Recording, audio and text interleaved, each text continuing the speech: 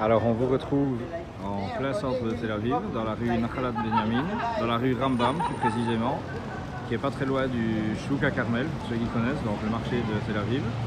Et je vous avais promis de vous faire découvrir la boutique qui édite les Bibles avec lesquelles nous allons travailler et approfondir le cours d'hébreu. Et voilà, cette boutique donc qui est ici depuis l'année 1853, donc c'est quand même une ancienne boutique, et je vous propose de découvrir l'intérieur avec tous les produits qu'ils impriment et ainsi que les produits qu'ils vendent.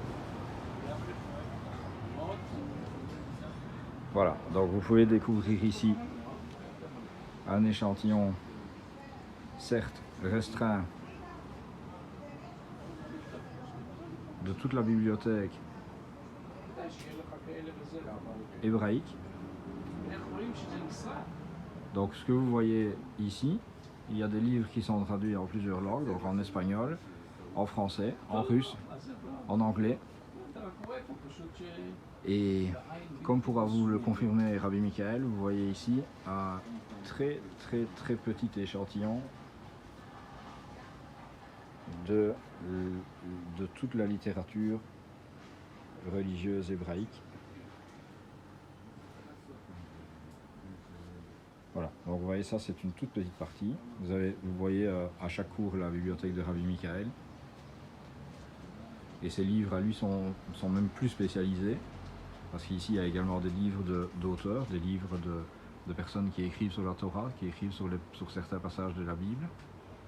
Donc c'est pas encore la même chose non plus. On a également des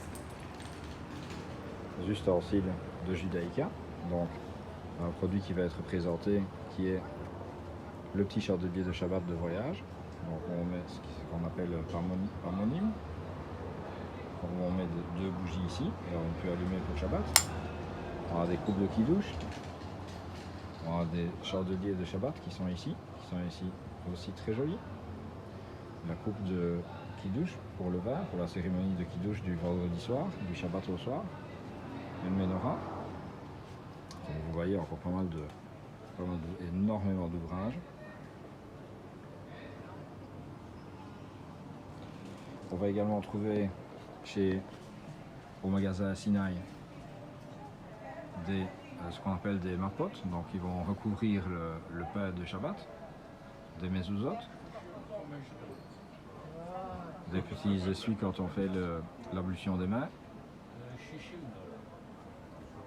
toute une série de jolis objets décoratifs, par exemple les plaquettes de bénédiction de la maison, la khamsa avec la bénédiction de la maison en anglais, je pense qu'on doit pouvoir aussi la trouver en français.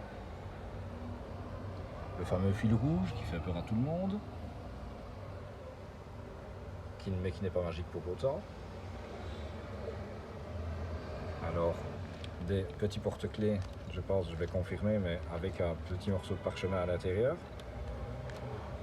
Des petits bracelets, des pendentifs de fantaisie, et alors tout un assortiment de très jolies kippotes. Voilà, blanche avec le bord doré, bleu avec le bord blanc ici. Elles sont très jolies, les kippotes en velours. Voilà. Je pense pas que ça peut faire l'objet d'un cours, c'est pas suffisamment une matière à développer, mais il faut savoir qu'en fonction de la kippa que vous portez, vous appartenez à tel ou tel mouvement, on va dire, au sein du judaïsme, et que la matière et la technique avec laquelle elle est fabriquée permet de dire si vous êtes plutôt un religieux orthodoxe, si vous êtes plutôt un religieux qui va aimer le travail de la terre, qui va être connecté à la terre et au Tanakh, donc à la Bible.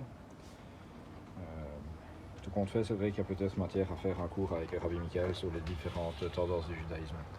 On a également ici des shofarots. Voilà. Des chauffards pour la cérémonie de Yom Kippour. Vous avez déjà entendu le son caractéristique. Bon, je ne peux pas cette fois filmer et sonner le chauffard, mais je pense que vous savez ce que c'est. Et donc on a tout le reste de la boutique. Voilà, on ne va pas déranger nos camarades qui sont en train de travailler là-bas. Et donc il y a vraiment des livres partout, partout, partout, partout. Du plus petit au plus grand.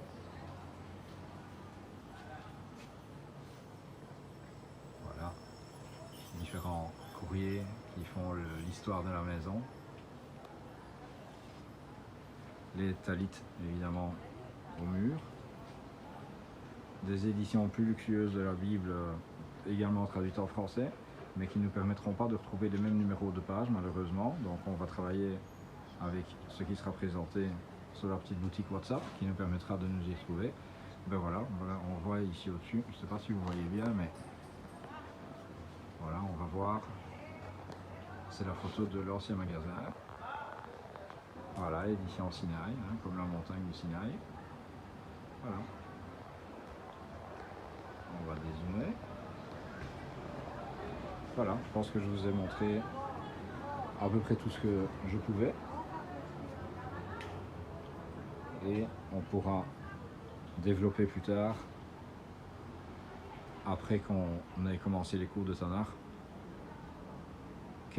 sur quels autres ouvrages on peut également se consacrer. Et voilà, j'espère que ça vous a plu.